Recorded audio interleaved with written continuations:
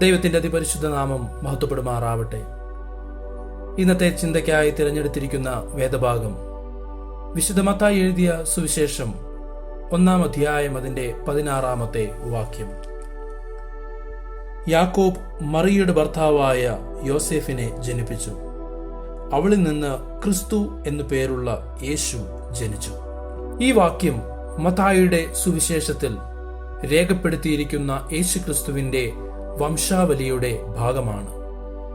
ഈ അധ്യായത്തിൽ പട്ടികപ്പെടുത്തിയിരിക്കുന്ന വംശാവലി അത് പ്രദാനം ചെയ്യുന്ന ചരിത്രപരമായ സന്ദർഭത്തിന് മാത്രമല്ല, അത് വഹിക്കുന്ന ദൈവശാസ്ത്രപരമായ സൂചനകൾക്കും വളരെയധികം പ്രാധാന്യമുണ്ട്.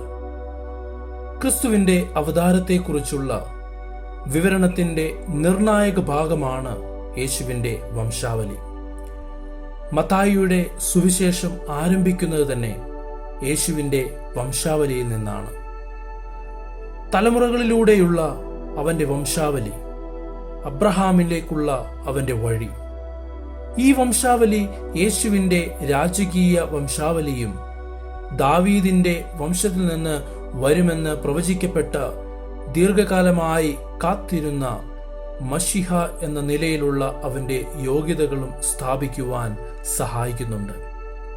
യോസേഫിന്റെ വംശാവലിയിൽ ഉൾപ്പെടുത്തിക്കൊണ്ട് അവൻ യേശുവിന്റെ ജീവശാസ്ത്രപരമായ പിതാവല്ലെങ്കിലും തന്റെ വളർത്തുപിതാവായ യോസേഫിലൂടെ ദാവീദിന്റെ സിംഹാസനത്തിലേക്കുള്ള യേശുവിന്റെ നിയമപരമായ അവകാശത്തെ മത്തായി ഇവിടെ വ്യക്തമാക്കുകയാണ്.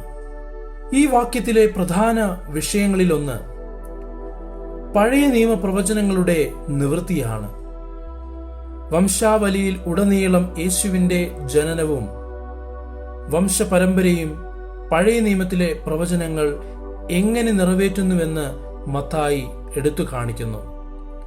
യേശുവിന്റെ വംശപരമ്പരയെ ദാവീദിലേക്കും അബ്രഹാമിലേക്കും തിരിച്ചു കൊണ്ടുവരുന്നതിലൂടെ ഗോത്രപിതാക്കന്മാർക്കും ഇസ്രായേൽ ജനതയ്ക്കും ദൈവം നൽകിയ വാഗ്ദാനങ്ങളുടെ നിവൃത്തിയാണ് യേശുവെന്ന് മത്തായി ഇവിടെ വെളിപ്പെടുത്തുന്നു. ഈ വംശാവലി യേശുവിന്റെ ദീർഘകാലമായി കാത്തിരുന്ന മശിഹ എന്ന വ്യക്തിത്വത്തിന്റെയും ദൗത്യത്തിന്റെയും ശക്തമായ സ്ഥിരീകരണമായി പ്രവർത്തിക്കുന്നു.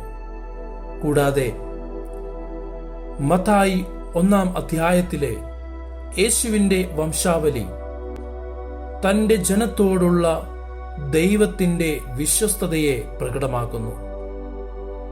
ഇസ്രായേലിന്റെ ചരിത്രത്തിലെ ഉയർച്ച താഴ്ചകൾക്കിടയിലും ഒരു രക്ഷകനെ അയക്കുമെന്ന തന്റെ വാഗ്ദാനത്തോട് ദൈവം വിശ്വസ്തനായി നിലകൊണ്ടു. വംശാവലി ദൈവത്തിന്റെ രക്ഷാകര പദ്ധതി ചരിത്രത്തിലുടനീളം വികസിച്ചുകൊണ്ടിരിക്കുന്നു എന്നതിന്റെ ഓർമ്മപ്പെടുത്തലായി നമുക്ക് കാണാൻ കഴിയും. ആ പദ്ധതിയുടെ പരിസമാപ്തിയാണ് യേശുക്രിസ്തു. ഈ വാക്യത്തിൽ യോസെഫിനെ മേരിയുടെ ഭർത്താവായി പരാമർശിച്ചിരിക്കുന്നതും പ്രതീകാത്മക പ്രാധാന്യമുള്ളതാണ്.